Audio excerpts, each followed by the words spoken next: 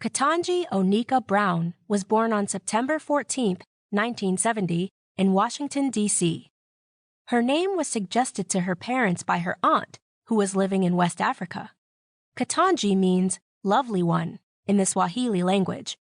Ketanji's parents, Johnny and Ellery, who were both raised in Miami, Florida, wanted to become educators, so they moved to Washington, D.C. in the late 1960s to attend college. Like many cities in the United States at the time, Washington, D.C. was the site of a large number of protests held by Black people fighting for equality. Black people were being treated terribly by many white people simply because of the color of their skin. There were laws in place that made sure Black and white people were separated. The protests increased across the country after Dr. Martin Luther King Jr., a reverend and leader who fought for equal rights, was killed in 1968. But it wasn't until the end of the 1960s that the unfair laws were removed. Buildings in Washington, D.C. were damaged during these protests, but the young couple decided to stay in the nation's capital after they graduated so they could teach at public schools there. In 1974, when Ketanji was 4 years old, the Brown family moved back to Florida so that Johnny could attend law school at the University of Miami. They also wanted to live closer to their families. They quickly settled into their apartment on campus. Ellery worked as a science teacher to support the family during her husband's days at law school. Years later, she became a principal at New World School of the Arts.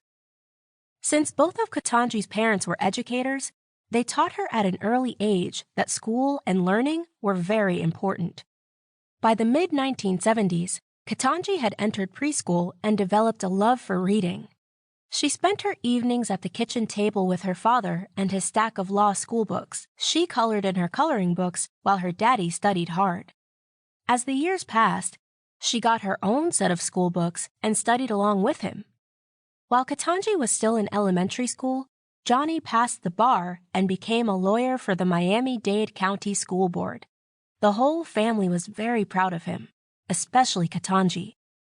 When Ketanji was 10 years old, her baby brother, Ketaj, was born. Although there was a big age difference, she enjoyed being his big sister and spending time with him and their parents. The Browns needed more space, so they moved out of their apartment and into a house in the suburbs of Miami. The family filled their home with love, laughter, and of course, books for the children.